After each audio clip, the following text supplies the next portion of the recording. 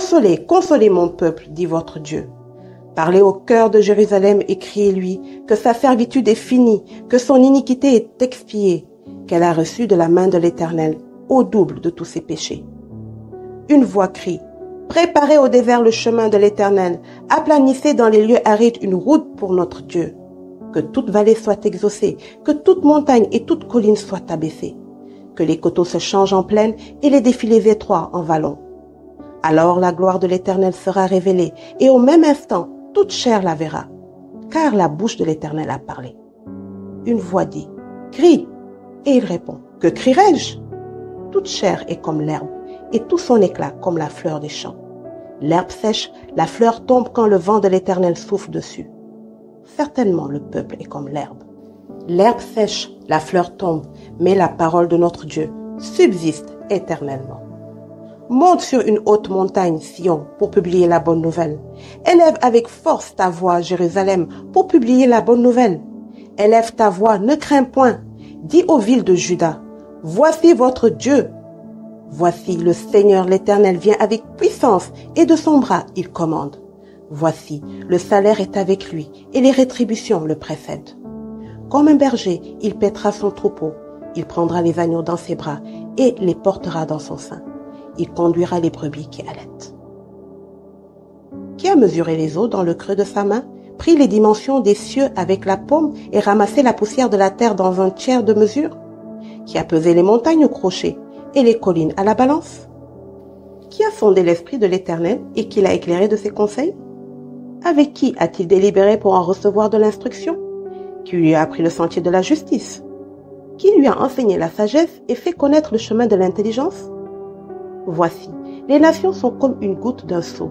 Elles sont comme de la poussière sur une balance. Voici, les villes sont comme une fine poussière qui s'envole. Le Liban ne suffit pas pour le feu et ses animaux ne suffisent pas pour l'holocauste. Toutes les nations sont devant lui comme un rien. Elles ne sont pour lui que néant et vanité. À qui voulez-vous comparer Dieu? Et quelle image ferez-vous son égal? C'est un ouvrier qui fond l'idole, et c'est un orfèvre qui la couvre d'or et y soude des chaînettes d'argent. Celui que la pauvreté oblige à donner peu choisit un bois qui résiste à la vermoulure, il se procure un ouvrier capable pour faire une idole qui ne branle pas. Ne le savez-vous pas? Ne l'avez-vous pas appris? Ne vous l'a-t-on pas fait connaître dès le commencement? N'avez-vous jamais réfléchi à la fondation de la terre? C'est lui qui est assis au-dessus du cercle de la terre, et ceux qui l'habitent sont comme des sauterelles. Il étend les cieux comme une étoffe légère, il les déploie comme une tente pour en faire sa demeure. C'est lui qui réduit les princes au néant et qui fait des juges de la terre une vanité. Ils ne sont pas même plantés, pas même semés. Leur tronc n'a pas même de racines en terre.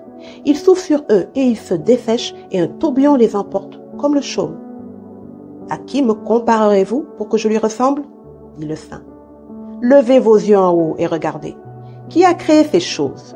Qui fait marcher en ordre leur armée? Il les appelle toutes par leur nom. Par son grand pouvoir et par sa force puissante, il n'en est pas une qui fasse défaut. Pourquoi dis-tu Jacob? Pourquoi dis-tu Israël? Ma destinée est cachée devant l'Éternel, mon droit passe inaperçu devant mon Dieu. Ne le sais-tu pas? Ne l'as-tu pas appris? C'est le Dieu d'éternité, l'Éternel qui a créé les extrémités de la terre. Il ne se fatigue point, il ne se lasse point. On ne peut sonder son intelligence. Il donne de la force à celui qui est fatigué et il augmente la vigueur de celui qui tombe en défaillance. Les adolescents se fatiguent et se lassent et les jeunes hommes chancellent. Mais ceux qui se confient en l'Éternel renouvellent leur force. Ils prennent le vol comme les aigles. Ils courent et ne se lassent point. Ils marchent et ne se fatiguent point. Alléluia. Amen.